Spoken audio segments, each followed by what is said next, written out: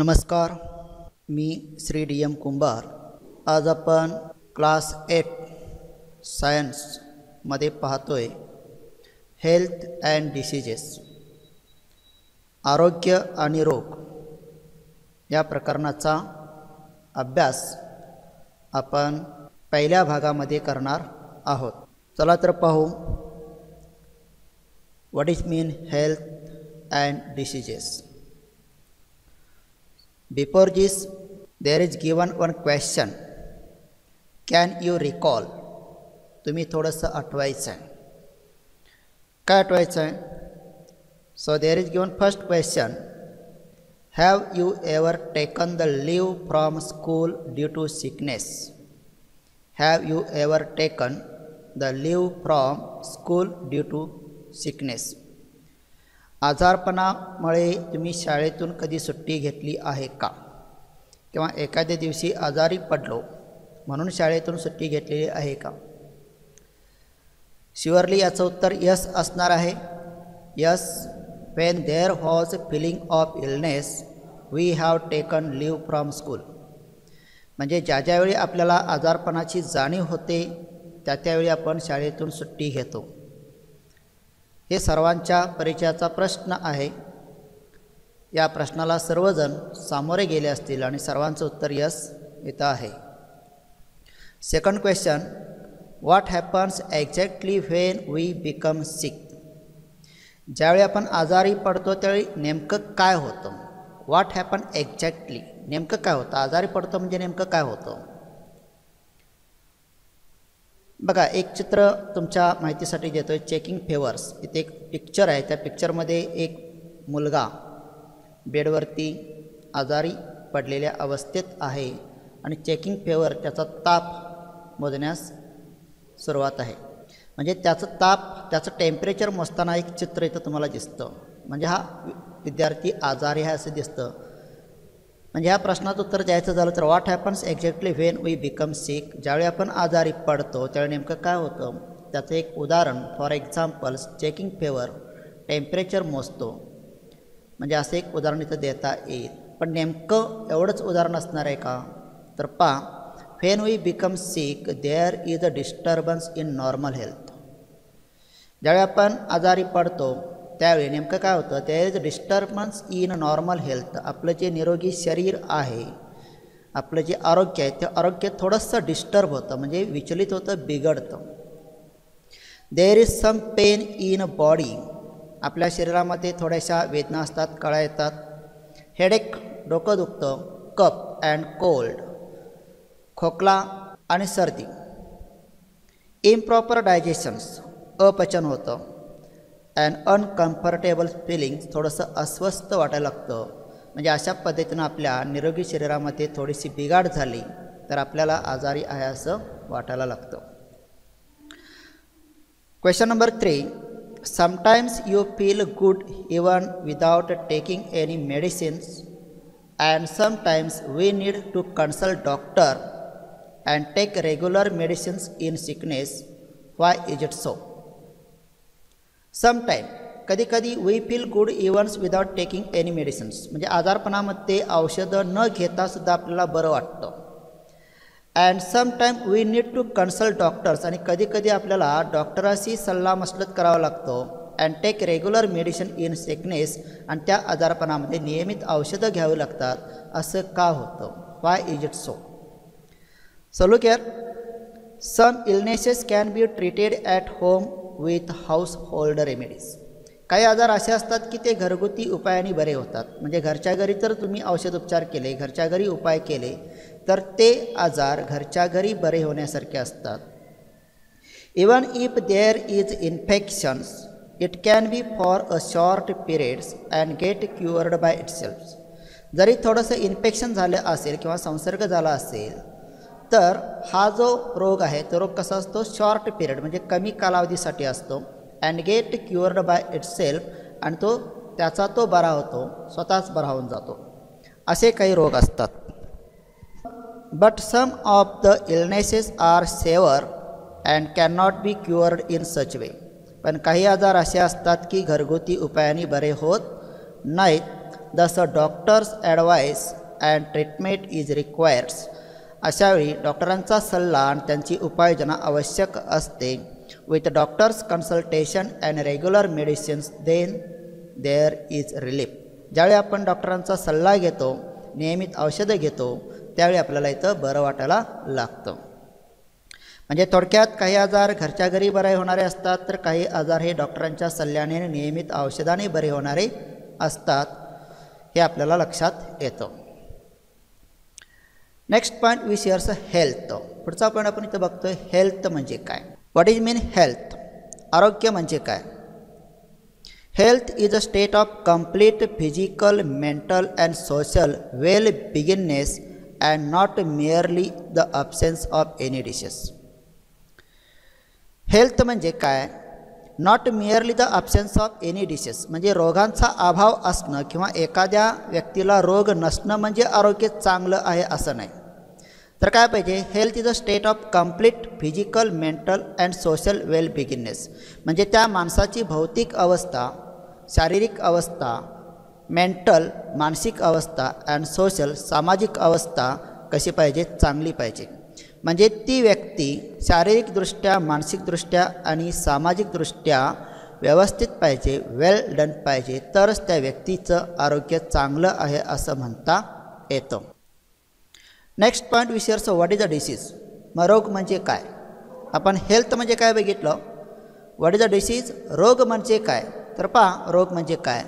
Condition of disturbance in physiological or psychological process of body is called disease.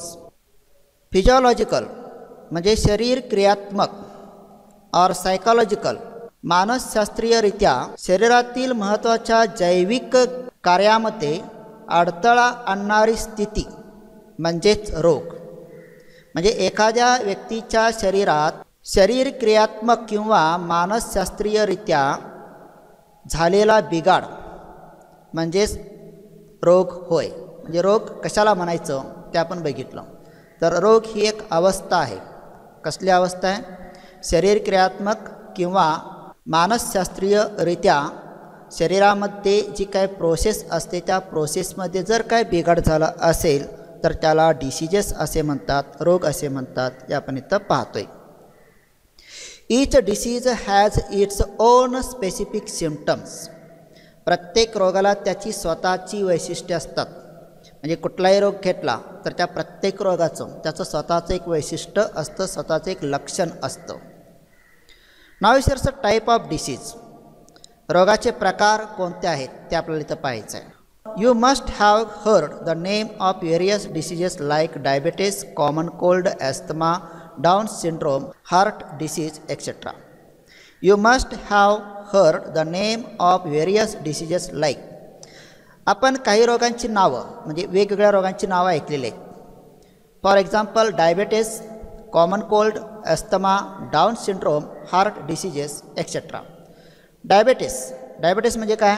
मधुमेह, common cold सर्दी, ॲस्थमा दमा आणि down syndrome down संलक्षण.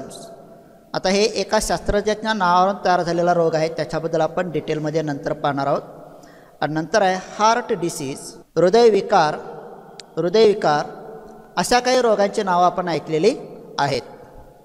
Reasons and symptoms of all this diseases are different.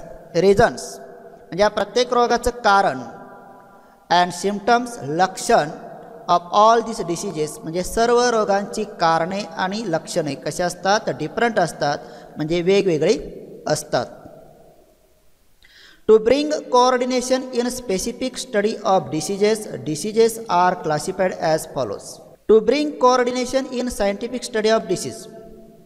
रोगांचा वैज्ञानिकदृष्ट्या अभ्यास करण्यासाठी हे जे रोग आहेत ते रोग्स diseases are classified as follows. ह्या रोगांचं वर्गीकरण केलं जातं. म्हणजे रोगांचा शास्त्रीयदृष्ट्या वैज्ञानिकदृष्ट्या अभ्यास करायचा आहे आणि तो अभ्यास करण्यासाठी त्यांचं क्लासिफिकेशन पुढील प्रमाणे केलं जातं.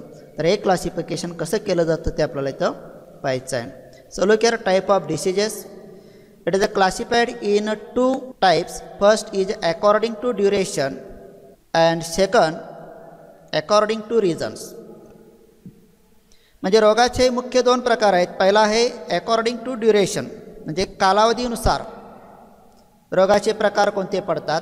आणि दुसरा इथं आपण बघतोय अकॉर्डिंग टू रिझन्स, कारणानुसार रोगांचे प्रकार कसे पडतात. अकॉर्डिंग टू ड्युरेशन म्हणजे कालावधीनुसार काही रोग असतात आणि अकॉर्डिंग टू रिझन्स कारणानुसार काही रोग असतात यांचा आपल्याला अभ्यास करायचा. सुरुवातीला इथं आपण पाहतो according to duration. So first is years chronic diseases and second is years acute disease. Second is acute. आता क्रोनिक डिसीज म्हणजे काय. क्रोनिक डिसीज म्हणजे दीर्घ कालावधीनुसार काही रोग असे असतात की ते बरे होण्यासाठी कालावधी भरपूर लागतो, मग त्याला आपण म्हणतो क्रोनिक डिसीज म्हणजे दीर्घ कालावधीचे रोग. दुसरा आहे ॲक्यूट डिसीज म्हणजे तीव्र आजार, तीव्र रोग. म्हणजे ह्या रोगाचा कालावधीशी काही संबंध नाही, पण हे असे काही रोग असतात की तीव्र म्हणजे याचे परिणाम एकदम घातक असतात, तीव्र असतात. असे काही रोग म्हणजे ॲक्यूट डिसीज आपण इथं पाहतोय. त्यानंतर पुढचा भाग पाहतोय अकॉर्डिंग टू रिझन्स, कारणानुसार. First is hereditary disease. An example of this hereditary disease is Down's syndromes. Hereditary disease म्हणजे काय, अनुवांशिक रोग. हेरिडिटरी डिसीज म्हणजे काय, अनुवांशिक रोग. अनुवांशिक रोगाबद्दल तुम्हाला माहिती आहे. त्यातलंच एक एक्झाम्पल आपण इथं पाहतोय डाऊन सिंड्रोम्स, म्हणजे शरीरामध्ये असणाऱ्या गुणसूत्रानुसार किंवा गुणसूत्रातील जे काही बदल होतात, चेंजेस होतात, त्यांच्यानुसार होणारा हा जो रोग आहे याच्याबद्दल डिटेल्स माहिती तुम्ही पुढच्या याच्यामध्ये शिकणार आहात. पण इथं डाऊन सिंड्रोम्स म्हणजे काय, डाऊनचं लक्षण, डाऊनचं एका सायंटिस्टचं नाव आहे, त्यानं त्याच्यावरती स्टडी केला म्हणून त्याचं नाव देण्यात आलेलं आहे. पण थोडक्यात सांगायचं झालं तर हा जो रोग आहे तो रोग तुमचा जन्मताच असतो. म्हणजे जन्माला आल्यानंतर हा जन्म नसतो, तर जन्माला येतानाच हा रोग तुम्ही घेऊन येत आहे. असे काही जे रोग आहेत त्याला आपण म्हणतो आहे down syndrome or hereditary disease. Second आहे ॲक्वायर्ड डिसीज. ॲक्वायर्ड म्हणजे काय, उपार्जित, म्हणजे जन्मानंतर याची लागण होते. So there are again two types. One is infection disease म्हणजे संसर्गजन्य रोग. For example common cold, flu, dengue. म्हणजे सर्दी असेल, फ्लू असेल, डेंग्यू असेल तर या रोगांचा संसर्ग, या रोगांचा प्रसार संसर्गातून होतो म्हणून त्याला आपण काय म्हणतो, infection disease. Second non infection diseases, असंसर्गजन्य रोग. म्हणजे याचा प्रसार एखाद्याला झाला म्हणून दुसऱ्याला होत नाही. म्हणजे हे रोग कसे आहेत, असंसर्गजन्य. For example diabetes, heart disease म्हणजे मधुमेह किंवा हृदयविकार. हे जे रोग आहेत ते नॉन इन्फेक्शियस, म्हणजे एखाद्या व्यक्तीला डायबिटीस असेल तर दुसऱ्याला होतं असं नाही. So these are the type of disease. We repeat again according to duration there are two disease, chronic disease and acute disease. And second part of this according to reasons म्हणजे कारणानुसार. There are again two types. One is hereditary disease and second is acquired disease. In hereditary there is example Down syndromes and in acquired there are again two types. One is infectious disease and second is non-infectious disease. Common cold, flu, dengue, these are the infectious disease, and diabetes, heart diseases, these are non-infectious diseases. So as like we share the type of diseases. Now share the next points. Can you tell, तुम्ही सांगू शकता का? There are given some questions. One is how do following diseases are spread. खाली दिलेले जे रोग आहेत ते रोग कशा पद्धतीनं पसरतात. How do the following diseases spread. खाली दिलेल्या या रोगांचा प्रसार कसा होतो. So first is given here hepatitis. Hepatitis means कावीळ. So it is spread by contaminated food and water. दूषित अन्न आणि पाणी यांच्या माध्यमातून ह्या रोगाचा प्रसार होतो. Second is malaria. Second is malaria. It is a bite of female mosquito. जर डासांची मादी चावली तर मलेरिया नावाचा रोग होतो. Bite of female mosquito. डासांची मादी जर तुम्हाला चावली तर मलेरिया रोग तुम्हाला होतो. Then third स्कॅबिज. स्कॅबिज म्हणजे काय, खरूज. By contact with scabies mite. By contact with scabies mite म्हणजे एखाद्या व्यक्तीला जर खरूज झाला असेल अशा व्यक्तीच्या संपर्कात जर आला तर तुम्हाला सुद्धा स्कॅबिज म्हणजे खरूज होतो. नेक्स्ट आहे TB. Contaminated air due to bacteria of tuberculosis. आता TB म्हणजे काय तुम्हाला माहिती आहे. TB म्हणजे काय, क्षय. कशामुळे होतो? Contaminated air due to bacteria of tuberculosis. जर ट्युबरक्युलोसिसचे बॅक्टेरिया म्हणजे जीवाणू हवेत पसरलेले असतील आणि त्यामुळे हवा जर दूषित झाली असेल तर त्यावेळी तुम्हाला TB होतो. म्हणजे ट्युबरक्युलोसिसच्या जीवाणूने हवा दूषित झाली असेल तर अशा दूषित हवेनं TB क्षय तुम्हाला होतो. नेक्स्ट विषयर्स dengue. Bite of female mosquito. म्हणजे ज्या पद्धतीनं मलेरिया होतो त्याच पद्धतीनं डेंग्यू तुम्हाला होतो. Bite of female mosquito. डासांच्या ज्या मादी आहेत त्या मादी जर तुम्हाला चावल्या तर तुम्हाला सुद्धा डेंग्यू होऊ शकतो. नेक्स्ट आहे डिसेंट्री. डिसेंट्री म्हणजे काय? अतिसार. Contaminated food and water. दूषित अन्न आणि पाणी जर आपल्या शरीरात गेलं तर आपल्याला डिसेंट्री लागते. म्हणजे अतिसार होतो. म्हणजे शौचाला वारंवार जावं लागतं. शौचाला पातळ असं होतं, त्याला आपण डिसेंट्री म्हणतो. नेक्स्ट आहे रिंगवर्म. रिंगवर्मला आपण काय म्हणतो? नायटा म्हणतो. रिंगवर्मला आपण काय म्हणतो? नायटा. Contact infection due to fungus. एखाद्या व्यक्तीला जर फंगस झाला असेल आणि फंगस झालेल्या व्यक्तीच्या संपर्कात आपण आलो तर आपल्याला नायटा होऊ शकतो. हा संपर्कजन्य रोग आहे. म्हणजे आधीच एखाद्या व्यक्तीला फंगल इन्फेक्शन झालेलं आहे आणि अशा व्यक्तीच्या संपर्कात आपण आलो तर आपल्याला रिंगवर्म होतं किंवा अशा व्यक्तीचा संपर्क आपलाच झाला म्हणजे त्याचा इन्फेक्टेड फंगल पोर्शन जो आहे त्याच्याशी संपर्क आपला आला तर आपल्याला रिंगवर्म म्हणजे नायटा होऊ शकतो. And next is swine flu. Contaminated air with virus of swine flu. Swine फ्लूचे विषाणू जर हवेत मिसळलेले असतील आणि हवा जर दूषित झाली असेल तर अशा दूषित हवेमुळं आपल्याला स्वाईन फ्लू होऊ शकतो. Next question. What do you mean by pathogen. रोगजंतू म्हणजे काय? पॅथोजन म्हणजे काय? रोगजंतू. रोगजंतू म्हणजे काय? The microbe that causes infection of some particular diseases are called pathogens. The microbe असे सूक्ष्मजीव की जे काही रोगास कारणीभूत असतात. असे सूक्ष्मजीव जे काही रोगास कारणीभूत असतात त्याला रोगजंतू म्हणतात. The microbe that causes infection of some particular diseases. काही ठराविक रोगांना कारणीभूत असणारे काही सूक्ष्मजीव असतात. त्या सूक्ष्मजीवांना काय म्हटलं जातं? पॅथोजन म्हणजे रोगजंतू म्हटलं जातं.